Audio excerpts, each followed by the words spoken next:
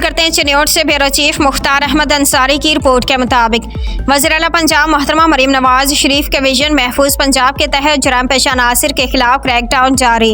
Police ने डकैती के मुकदमा में मतलूब इश्तहारी समेत मुख्तलिफ जुर्म में मुलव्विस 9 मुलजमान को गिरफ्तार कर लिया। गिरफ्तार मुलजमान के कब्जे से 158 लीटर शराब, 90 लीटर लाहन, बंदूक, 12 बोर और दाव पर लगी रकम बरामद। थाना चनाब नगर पुलिस ने 3 मंशियात फरोश मुलजमानों नाजायज असलह बरामद होने पर 1 मुलजिम को गिरफ्तार किया। थाना कांडीवाल पुलिस 2 मंशियात फरोश मुलजमान को शराब, चालू भट्टी समेत गिरफ्तार किया। थाना भवाना पुलिस ने डकैती के मुकदमा में मतलूब मुजरिम इश्तहारी को गिरफ्तार किया। थाना लंगराना पुलिस ने जुआ के अड्डा पर रेड करके 2 जवारियों को दाव पर लगी रकम समेत गिरफ्तार किया। शहरों के जान माल की हिफाजत को यकीनी बनाने के लिए जिला भर में अमली इक़दाम किए जा रहे हैं। ह्यूमन रिसोर्सेज और जदीद टेक्नोलॉजी का इस्तेमाल करके मुख्तलिफ जुर्म में मुलव्विस मुलजमान को गिरफ्तार किया जा रहा है।